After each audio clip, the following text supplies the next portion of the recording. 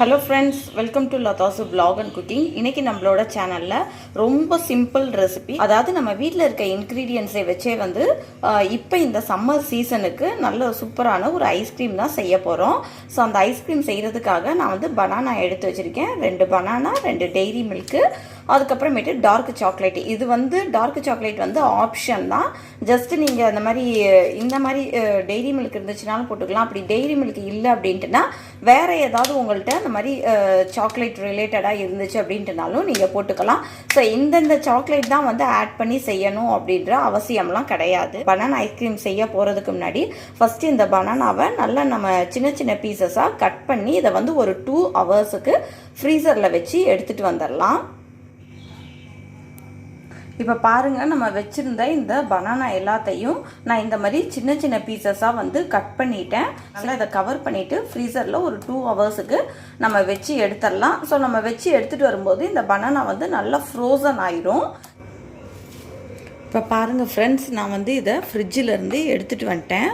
So இங்கே பாருங்கள், எல்லாமே வந்து அப்படியே நமக்கு ஃப்ரோசன் ஆகிருக்குது. இந்த மாதிரி நமக்கு தனித்தனி பீசஸாக அப்படியே வரும் ஃப்ரோசன் ஆனிச்சு அப்படின்ட்டுனா. ஸோ இதை அப்படியே வந்து ஒரு மிக்ஸி ஜாரில் ஆட் பண்ணிக்கலாம். அடுத்து நம்ம வச்சுருந்த இந்த டெய்ரி மில்கையும் இது கூடயே ஆட் பண்ணிக்கலாம்.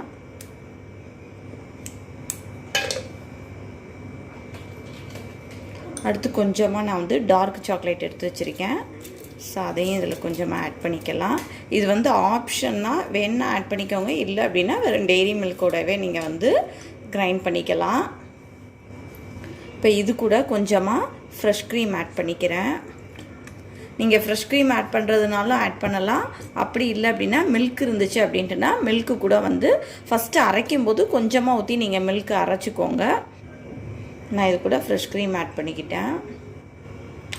அடுத்து இது கூட ஒரே 1 ஸ்பூனுக்கு சுகர் ஆட் பண்ணிக்கிறேன். ஏற்கனவே நம்ம சாக்லேட் ஆட் பண்ணியிருந்தனால சாக்லேட்லலாம் வந்து சுகர் இருக்கும். அதனால் நான் சுகர் வந்து கொஞ்சம் 1 ஸ்பூன் மட்டும் ஆட் பண்ணிட்டேன். ஸோ இப்போ இது எல்லாத்தையும் நம்ம நல்லா கிரைண்ட் பண்ணி எடுத்துகிட்டு வந்துடலாம். பாருங்கள், இப்போ இது எல்லாத்தையும் நல்லா மிக்சியில் நான் கிரைண்ட் பண்ணி எடுத்துட்டேன்.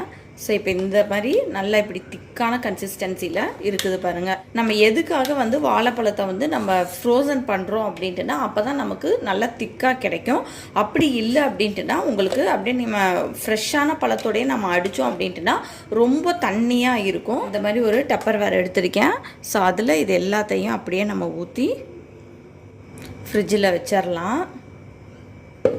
ஸோ இப்போ இதை நம்ம அப்படியே க்ளோஸ் பண்ணிவிட்டு நம்ம ஃப்ரீசரில் ஒரு 3 ஹவர்ஸுக்கு வச்சுட்டு அதுக்கப்புறமேட்டு நம்ம சர்வ் பண்ண வேண்டியதான். நான் சர்வ் பண்ணும்போது உங்களுக்கு காமிக்கிறேன். பாருங்கள், நம்ம வந்து வச்சுருந்த ஐஸ்கிரீமை நான் வந்து ஒரு 5 ஹவர்ஸ் ஆச்சு இது வச்சு. ஸோ இப்போ அதை நம்ம வந்து ஓப்பன் பண்ணி பார்க்கலாம். பாருங்கள் எவ்வளோ சூப்பராக இருக்குது அப்படின்ட்டுன்னு. நல்லா திக்காகிடுச்சு. ஸோ இப்போ இதை வந்து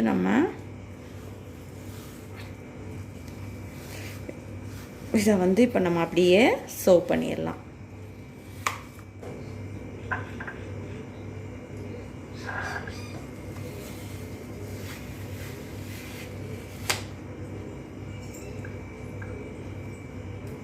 ஸோ இப்போ இந்த ஐஸ்கிரீம் மேலேயே நான் சாக்லேட் சிப்ஸ் எடுத்து வச்சுருக்கேன். ஸோ அது போடலாம். இதெல்லாம் சும்மா ஆப்ஷன் தான், வேண்டாம் அப்படின்ட்டுனா நீங்கள் ஸ்கிப் பண்ணிடுங்க. ஸோ அவ்வளோதான், சூப்பரான பனானா ஐஸ்கிரீம் ரெடி ஆகிடுச்சு. ஸோ ரொம்ப சிம்பிளான ரெசிபி தான். நம்ம வீட்டில் இருக்க 2 இன்க்ரீடியன்ட்ஸ் மட்டும் நமக்கு போதும், ஈஸியாக செஞ்சு முடிச்சிடலாம். கண்டிப்பாக நீங்களும் செஞ்சு பாருங்கள். செஞ்சு பார்த்துட்டு உங்களோட கமெண்ட்ஸ் எனக்கு போஸ்ட் பண்ணுங்கள். நாளைக்கு வேறு ஒரு சிம்பிள் ரெசிபியோட உங்களை மீட் பண்ணுறேன். பாய்.